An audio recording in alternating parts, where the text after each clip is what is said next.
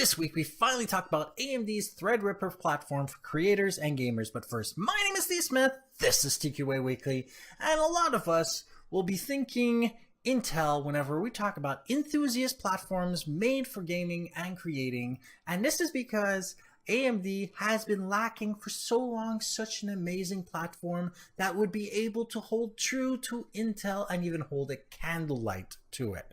Well, that's not true anymore. And we're going to be talking about the Threadripper platform, as well as the main board, all the features that you can expect from it, and of course, what it is perfect for. But first, let's talk about the processors. We have the AMD Ryzen Threadripper 1900X processor with its 8 cores, 16 threads, base clock of 3.8 GHz, max boost clock of 4 GHz, and of course, 20 megs of combined cache. Then we have the AMD Ryzen Threadripper 1920X processor with 12 cores, 24 threads, base clock of 3.5 GHz and a max boost clock of 4 GHz, and of course 38 megs of combined total cache. And of course the last one, and the one that is the most spectacular of them all, the AMD Ryzen Threadripper 1950X processor with its 16 cores, 32 threads, 3.4 GHz base clock, max boost clock of 4 GHz, and of course 40 megs of total combined cache. You know what else is cool? They are all overclockable. And also, because of the way it's built, even though it has a max temperature of 68°C, you can get plenty of cooling solutions that will keep it well under this. But then again, we also have 64 PCI Express lanes for your graphics cards, your NVMe drives, and a multitude of other devices that you can possibly connect to this. What does 64 PCI Express lanes come out to? Well, if it was even supported, you can plug in 4 graphics cards and dedicate 16 lanes to each of these devices. That's sick.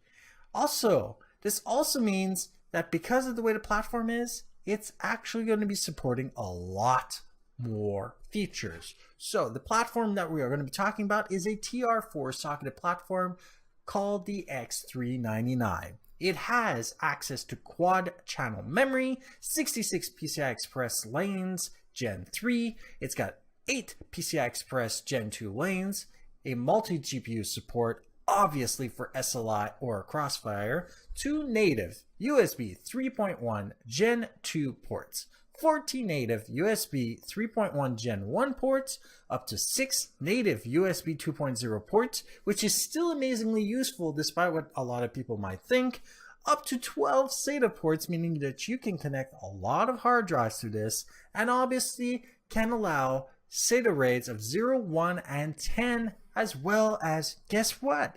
Overclockable. Every single one of these processors on this platform is completely overclockable. And if you're wondering what kind of platform this is made for, if you are the type who creates videos, renders 3D graphics, games and streams at the same time, or wants to do anything that requires a lot of power, memory, and speed, this is the platform for you. And by the way, dollar for dollar, this might be just as good, if not better, than the Intel platform if we are talking money when it comes down to all this. So if you're looking for an alternative platform that is enthusiast class, that is not Intel, it is the AMD Threadripper platform on the X399 main board. Like this episode if you liked it, disliked it if you didn't, share with those that you think benefit from this, and don't forget to subscribe. And if you have any questions, comments, suggestions for topics, email me at ask@tqaweekly.com or go to my website, tqaweekly.com, for everything else.